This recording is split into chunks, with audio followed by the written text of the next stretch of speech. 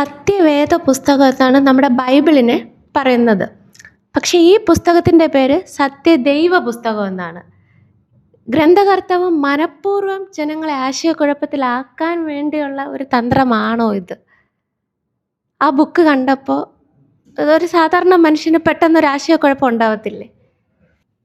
ഈ പുസ്തകത്തിൻ്റെ ടൈറ്റിൽ എന്ന് പറഞ്ഞ എപ്പോഴും ആളുകളുടെ ഒരു ശ്രദ്ധയിലേക്ക് വരാൻ വേണ്ടി നമ്മൾ സ്ഥിരമായി കേൾക്കുന്ന ഒരു പല്ലവിക്ക് വിരുദ്ധമായി അല്ലെങ്കിൽ അതിനൊരു മാറ്റം വരുമ്പോഴാണ് ആ പുസ്തകത്തിൽ കൂടുതൽ ശ്രദ്ധിക്കപ്പെടുന്നത്. അപ്പോൾ നമ്മൾ അന്നേരം തന്നെ ഒരു ഇതുണ്ട്, എന്താണ് ഈ പുസ്തകം? സാധാരണ വേദപുസ്തകം അല്ലല്ലോ ഇത്. അപ്പോൾ അതിൻ്റെ ഒരു വ്യാഖ്യാനമാണ്.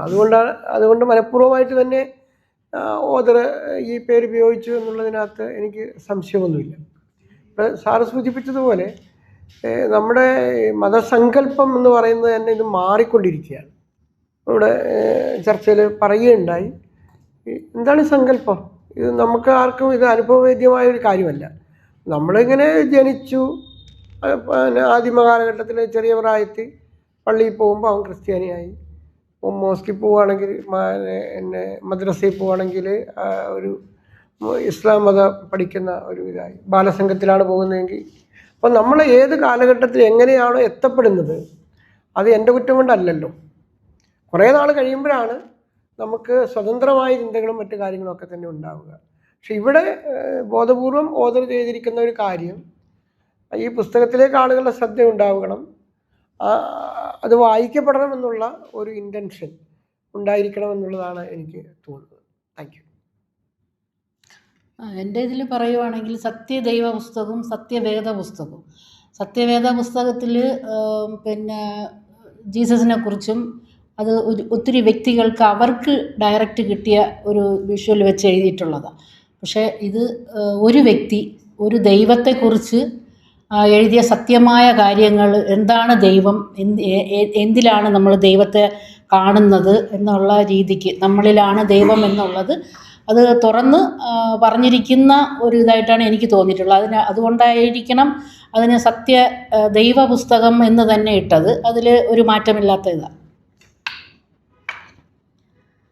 മനോജ് സാറിൻ്റെ ഈ സത്യദൈവ പുസ്തകം, എനിക്ക് ഒരുപാട് പുസ്തകങ്ങൾ വായിക്കാൻ ഇഷ്ടമുള്ള ഒരാളാണ്. അപ്പോൾ അതിൽ ഈ പുസ്തകം കണ്ടപ്പോൾ എനിക്കൊരു സത്യദൈവ പുസ്തകം, അങ്ങനെ ഒരു പുസ്തകം കണ്ടപ്പോൾ ഏറ്റവും കൗതുകരമായിട്ടൊരു, ഞാൻ ദൈവത്തെ അന്വേഷിച്ച് നടക്കുന്ന ഒരാളായതുകൊണ്ട് സത്യമായിട്ടൊരു ദൈവം, അപ്പോൾ അത് അന്വേഷിച്ച് നടക്കുന്ന ഒരു വ്യക്തിക്ക് ഈ ഒരു പുസ്തകം കൗതുകമായിരുന്നു.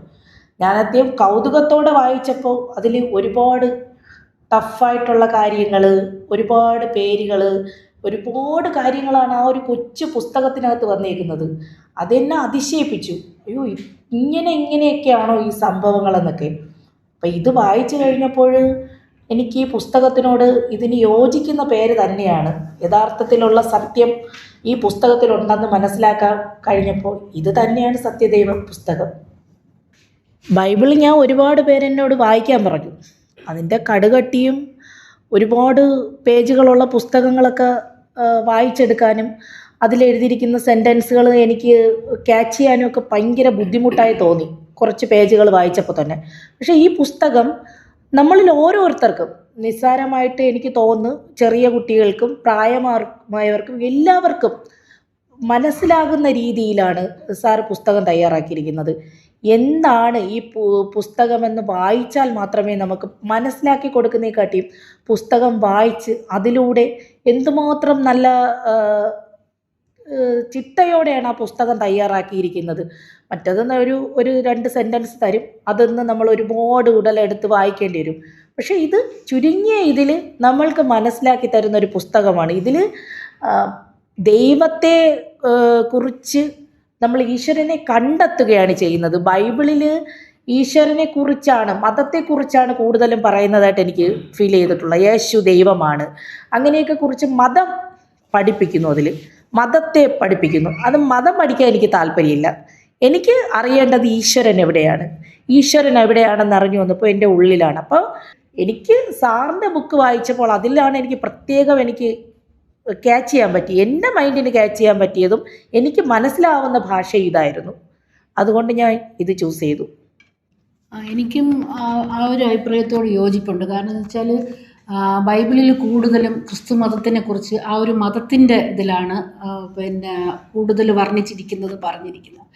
പക്ഷേ ഈ പുസ്തകത്തിൽ അങ്ങനെയല്ല. കാരണം നമ്മുടെ ഉള്ളിൽ ഇറങ്ങി നമ്മൾക്ക് എത്ര ലഘുവായിട്ട് ഒരു ദൈവത്തെ ആസ്വദിക്കാനും ദൈവം എന്താണെന്ന് അത് വിശദീകരിക്കാനുമുള്ള ഒരു ഇത് ഈ പുസ്തകത്തിലുണ്ട്. ഇപ്പോൾ ബൈബിളിൽ പറയുമ്പം നമ്മൾ അതിന് ഒരുപാട് അർത്ഥങ്ങളുണ്ട്. ഓരോ വാക്കിനും ഓരോ വചനങ്ങൾക്കുമെല്ലാം ഓരോ ഇന്നർ മീനിങ്സും അതെല്ലാം വരുന്നതായിട്ട് അത് നമുക്ക് പെട്ടെന്ന് ഗ്രഹിക്കാൻ പറ്റത്തില്ല.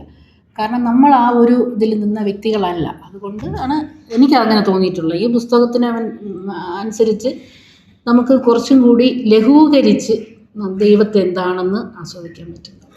പുസ്തകം പ്രധാന വ്യാഖ്യാനമാണ്, ഇത് ബൈബിളല്ലല്ലോ. ബൈബിൾ എന്ന് പറയുമ്പോൾ അത് പിന്നെ സുവിശേഷ ഭാഗങ്ങളും അതുപോലെയുള്ള കാര്യങ്ങളെല്ലാം കൂടി ചേർത്തിട്ടുള്ള അതൊരു ആധികാരികമായ ഡോക്യുമെൻ്റ്. ഇത് മോശയുടെ ജീവിതത്തെക്കുറിച്ചാണ് കൂടുതലൊരു 4-5 അധ്യായങ്ങൾ പറയുന്നത്. പിന്നീട് എന്താ പറയുന്നത്, നമ്മുടെ ഉൽപ്പത്തി, പിന്നെ എഴുതാത്ത മറ്റു കാര്യം. ഇത് തികച്ചൊരു ഡോക്യുമെൻ്റായിട്ടുള്ള വളരെ ചെറിയ 204 പേജൊക്കെയുള്ള വളരെ ചെറിയൊരു പുസ്തകമാണ്. ഇതിനകത്തുകൂടി നമ്മൾ ഉദ്ദേശിക്കുന്നത് നമ്മുടെ ഉൾക്കാഴ്ച എത്രമാത്രം ഡെവലപ്പ് ചെയ്യാൻ സാധിക്കുന്നു എന്നുള്ളത് ഡോക്ടർ മനോജ് അതിനകത്തൂടെ ഒരു സഞ്ചാരം നടത്തുകയാണ്. പിന്നെ ഒരിക്കലും ബൈബിളായിട്ട് അല്ലെങ്കിൽ ബൈബിളായിട്ട് താരതമ്യപ്പെടുത്താനോ നമുക്ക് കഴിയത്തില്ല. വേദപുസ്തകങ്ങളായ ബൈബിളിലും ഖുറാനിലും ഭഗവത്ഗീതയിലും നമ്മൾ നോക്കുകയാണെന്നുണ്ടെങ്കിൽ ഒരു പരിധി വെച്ചിട്ടുണ്ട്. ഇതിനപ്പുറം നിങ്ങൾ ചിന്തിക്കരുത്. ഈ പറയുന്നത് കേട്ടോളൂ, പറയുന്നതിനെ നിങ്ങൾ പിൻപറ്റുക. അതിൻ്റെ അപ്പുറം നിങ്ങൾ ചിന്തിച്ചാൽ എന്ത് കിട്ടും? ദൈവത്തെ കണ്ടുപോകും നിങ്ങൾ, പിന്നെ ഇതേ കളയും. അതാണ് അതിൻ്റെ കറക്റ്റായിട്ടുള്ളത്. അതേസമയം നമ്മൾ ആ ഊഹത്തിനപ്പുറത്ത് നമ്മളെ ചിന്തയെ പായിച്ചാൽ യഥാർത്ഥമായിട്ടുള്ള സത്യം എന്താണ്? തർക്കമില്ലാത്തൊരു കാര്യമാണ് സത്യം. സത്യത്തെ ഞാൻ അല്പം എന്ന് പറഞ്ഞുതരാം. ഇതിൽ സത്യത്തിന്റെ അംശങ്ങൾ ഇതിലുണ്ട്. തർക്കമില്ലാത്ത കാര്യമാണ്. സ്വയം പ്രകാശമുള്ളവനാണ്. താങ്ങും കൂടാതെ നിൽക്കുന്നവനാണ്. അവൻ താങ്ങും കൂടാതെ പ്രതലമില്ലാതെ നിൽക്കുന്നവനാണ്. ഉരുണ്ട ആകൃതി ഉള്ളവനാണ്. ദിശയില്ല. എവിടെ നോക്കിയാലും രൂപം ഒന്നായിരിക്കും. ആ രൂപം ഒന്നായിരിക്കണം. കിഴക്കുന്ന നോക്കിയാലും വടക്കും നോക്കിയാലും പടിഞ്ഞാറ് നോക്കിയാലും രൂപം ഒന്നായിരിക്കണം. വേറൊരു ഓബ്ജക്റ്റ് ആണെങ്കിൽ അത് പറ്റില്ല. അപ്പൊ അതിന് ക്യാപ്പബിൾ ആയിട്ടുള്ള സത്യസന്ധമായിട്ട് നോക്കാനുള്ള പ്രാപ്തി നമുക്ക് ഉണ്ടാകണം. അത് തീർച്ചയായിട്ടും ഈ പുസ്തകത്തിൽ സത്യത്തിന്റെ കണികകൾ അല്ലെങ്കിൽ അംശങ്ങൾ ഉള്ളത് കൊണ്ടാണ് നാം അത് പിൻപറ്റുന്നത് എന്ന് വിചാരിക്കും.